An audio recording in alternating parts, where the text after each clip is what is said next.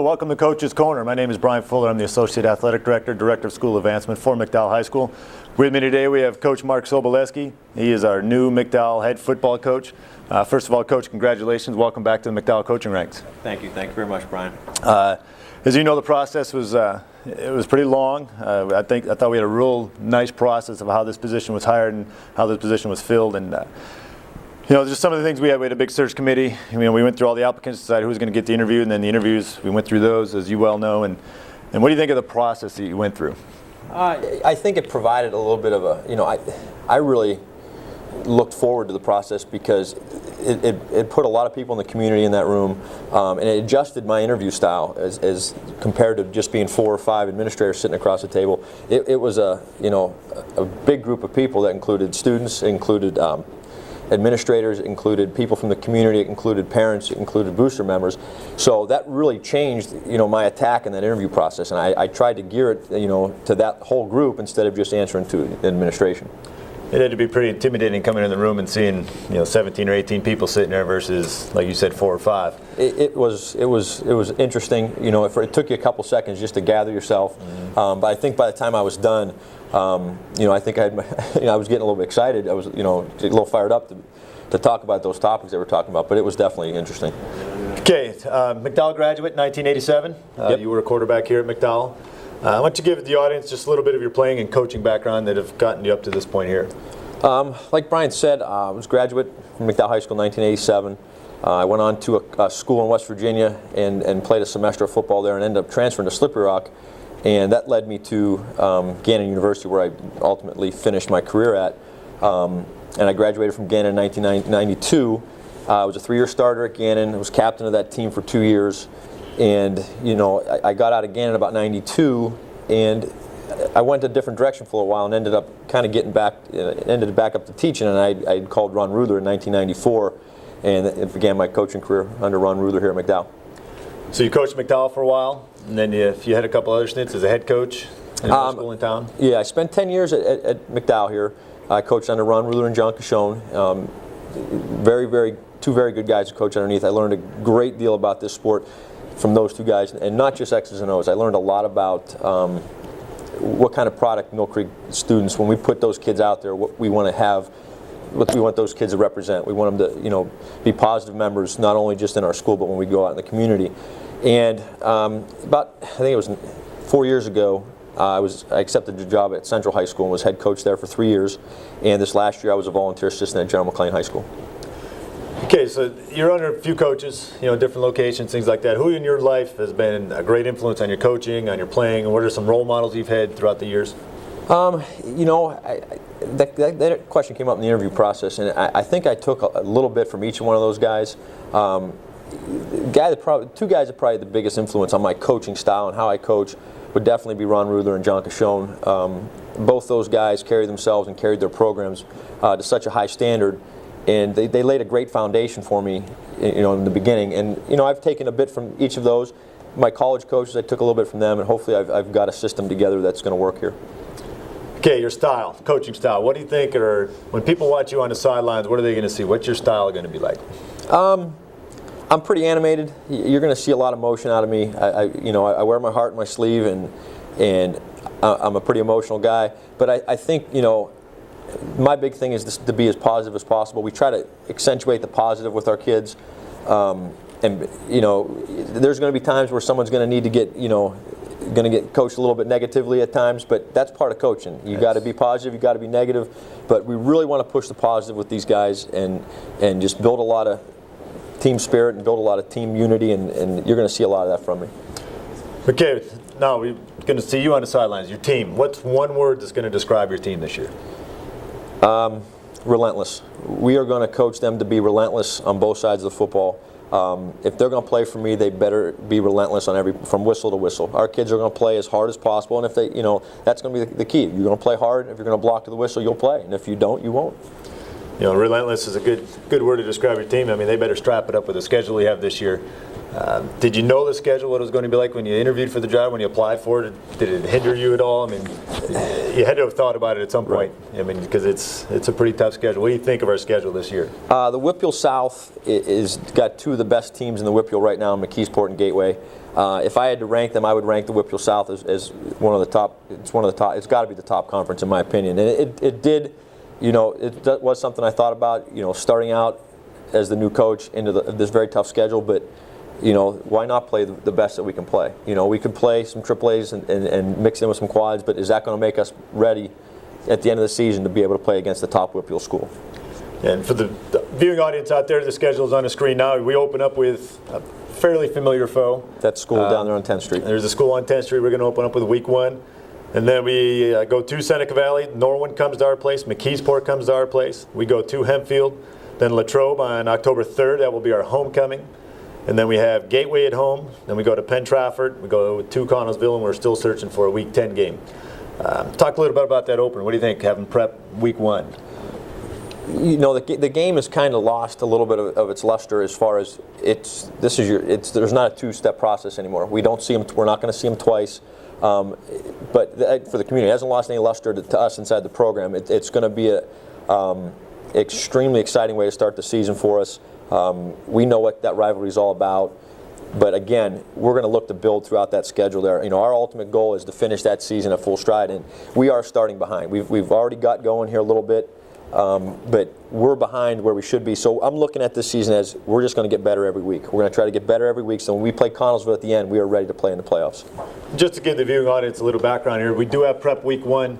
You talked about how that may have lost a little bit of its luster, and that's basically because Prep decided to drop the AAA, which leaves us as the lone Quad A now in District 10, and that's why we have 8 Whitfield games. Right. So now we're going to play 8 Quad A teams out of Whitfield. We have Prep in Week 1, so we have a 9-game Quad A schedule, which schedule. I'm fairly confident saying it's probably one of the toughest schedules in the state. I would right agree. Now. But again, we made this decision in the athletic office with some coaches' input to prepare your kids for the postseason run. And the way right now the postseason looks like it's going to be, we'll be the District 10 representative. Du Bois will be the District 9 representative. Alderdice will be a District 8 representative. And then State College, Altoona, and Central Mountain, I believe, will be out of District 6. And then all of those teams will get together and form a little playoff bracket. And then we'll get into the Western Finals or Western semifinals with the Whitfield teams. And that's where I think the schedule, it plays right into our hand because, you know, we've got to be prepared to play those Whitfield teams at the end of the season. And it's going to prepare us tremendously. Okay, you talked about preparing for this tough schedule and you guys being a little bit behind. What type of things are you doing right now to prepare your kids for this schedule? We are currently, and the big thing right now is getting our coaching staff in place. And, what we're doing right now is we're maintaining in the weight room what has been in place so that we don't make any change for them. We're trying to get them in there. We go 4 days a week, Monday, Tuesday, Thursday, Friday. And by the time we get back from break, we're going to start getting those kids into small groups and start working on the offensive system that we're going to put in place. We are going to do a spring ball at the end of May. We're going to do the last 2 weeks of May. You would normally do that 1 week, but we're going to do it 2 weeks just for the fact that we've got to get some time on the field with these kids, and that's going to make us better.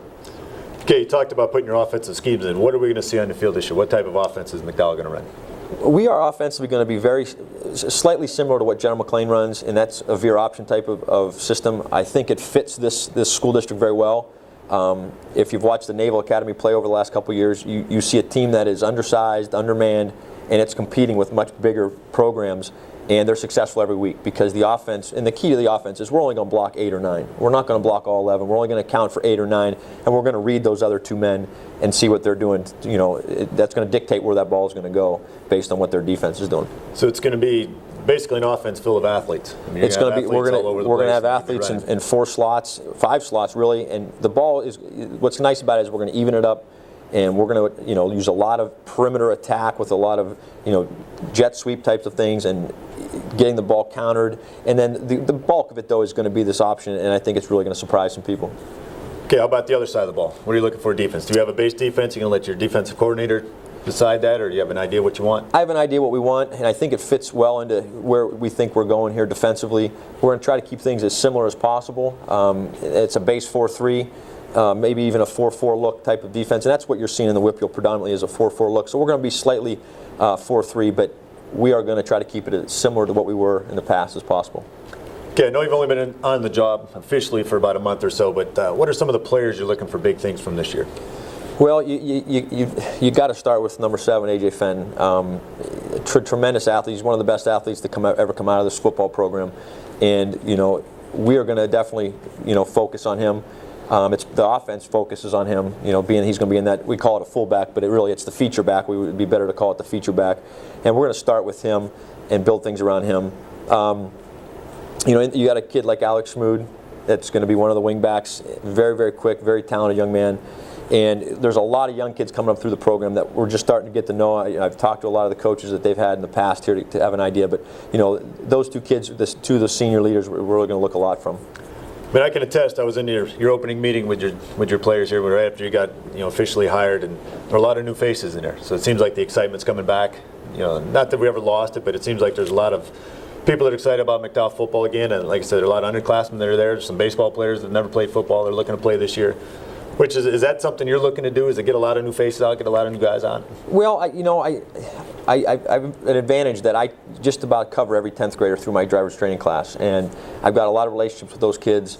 And I think anytime a new coach switches, people kind of get excited naturally. And some kids have come, and we're always going to look for athletes. I'm going to try to get as many athletes as we can out for football.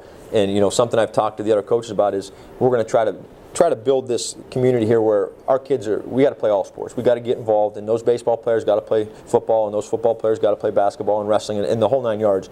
And I've met with a couple coaches already and just say, hey, you're going to get my support. I want my athletes playing other sports, but I also, in turn, I'm going to be looking for your athletes just in return. So. Right. Okay, last question. Realistically, what are some goals for this season? I mean, what do you have just as far as, intangible goals, and then what type of record are you expecting out of this tough schedule we do have? Well, looking at the schedule, it's definitely a tough one. And like I said before, we're going to give everything we got preparing this summer to get this system in, and we're going to play with a lot of energy and a lot of enthusiasm. We're going to focus on that word relentless. We're going to try to get better every week. We want to hit our stride towards the end of the season so that when we enter that playoff picture, people are going to realize we've played a battle-tested. We're going to be battle-tested when we get done with that schedule. We're going to face Quad A teams every week, and we're going to get better every week so that when we get to the end of that season, we're ready to play the playoffs. I mean, that's my main goal, is just get better every week. Sounds good. Appreciate it. Again, we're looking forward to that August 29th date here when we have the Ramblers in town, or we'll probably be at their place this year, but we're looking forward to that game. Best of luck to the offseason. Thanks, Brian. Some upcoming events out of the athletic office. We have our boys and girls swim team. For the members that qualified, they are going to be leaving tomorrow for state tournament for the state championship at Bucknell University. Some of those members, Caitlin Carl, she's the District 10 diving champion. She'll be down there going for her state championship. Jackie Zimick, Kelsey Hurst, Kelsey Ferranti, Sarah Anderson, Colleen Sheldon, Colleen Harriger, and Lauren Kozahowski. Those make up the girls that qualify for the states. Then some of our boys that will be down at the state championship, Wesley Hansen, Brandon Intrieri, Kyle Lazenby, Mike Neininger, Robert Freeling, and then they have an alternate down there with Drew Dunsmore. Our girls bowling team this weekend will be at the state championships for their team event. That will be down in Altoona. That will be on Saturday. Best of luck to our girls bowlers. Hopefully they can come back with a gold medal there. And finally, congratulations, actually to our boys and girls basketball teams. They had great seasons. They didn't end the way they wanted to, but both teams made a great run at it. Our boys team lost a heartbreaker there at the end there against Pittsburgh Central Catholic with a last-second shot, but they both had tremendous seasons and should be very proud of what they did accomplish. And for anyone who needs information on our Night of the Trojan or any upcoming events here, phone number's on the screen there. You can call 835-5428 for ticket information or just any other information out of the athletic office. Okay, thank you for viewing, and again, we hope to see you out on our playing fields here watching our teams play, and go Trojans.